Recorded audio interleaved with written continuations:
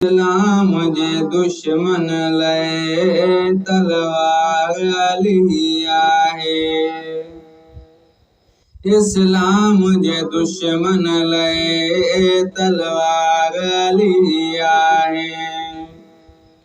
ऐं शेर खुदा जग में, ऐं शेर खुदा जग में निगवार अली आहे।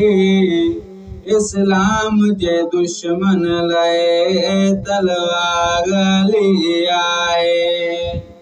इस्लाम जे दुश्मन लाइ तलवार अली आहे। महबूब जे गुलशन जो हिकु गुल त अली आहे।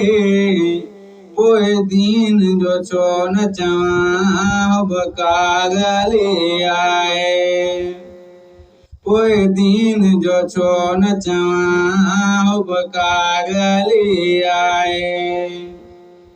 ऐं शेर खुदा जग में, ऐं शेर खुदा जग में निगवार अली आहे। इस्लाम जे दुश्मन लाइ तलवार अली आहे। इस्लाम जे दुश्मन लाइ तलवार अली आहे। ऐं शेर खुदा जग में, ऐं शेर खुदा जग में निगवार अली आहे। इस्लाम जे दुश्मन लाइ तलवार अली आहे। शोहर बतूल जो ऐं हसनैन जो बाबो आहे। तज़ीम जे उतबन सां सरशार अली आहे। तज़ीम जे उतबन सां सरशार अली आहे। ऐं शेर खुदा जग में, ऐं शेर खुदा जग में निगवार अली आहे। इस्लाम जे दुश्मन लाइ तलवार अली आहे।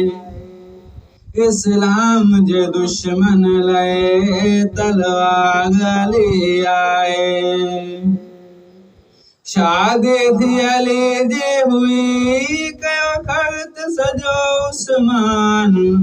उस्मान जे दिल में बि ॾिस प्यार अली आहे।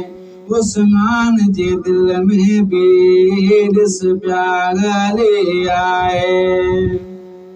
ऐं शेर खुदा जग में निगवार अली आहे। इस्लाम जे दुश्मन लाइ तलवार अली आहे। इस्लाम जे दुश्मन लाइ तलवार अली आहे। ऐं शेर खुदा जग में, ऐं शेर खुदा जग में निगवार अली आहे। इस्लाम जे दुश्मन लाइ तलवार अली आहे।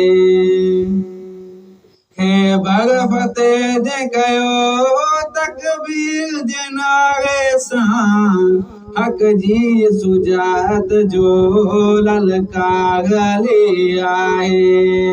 हक़ जी सुजात जी ललकार अली आहे। ऐं शेर खुदा जग में, ऐं शेर खुदा जग में निगवार अली आहे। इस्लाम जे दुश्मन लाइ तलवार अली आहे। इस्लाम जे दुश्मन लाइ तलवार अली आहे।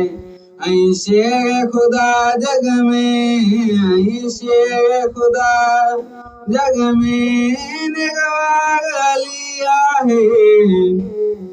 इस्लाम जे दुश्मन लाइ तलवार अली आहे।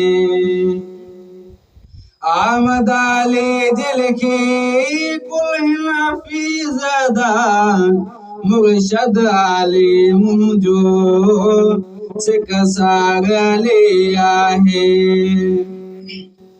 मुर्शिद आली मुंहिंजो सिख सागली आहे ऐं शेर ख़ुदा जग में ऐं शेर ख़ुदा जग में निगवार अली आहे।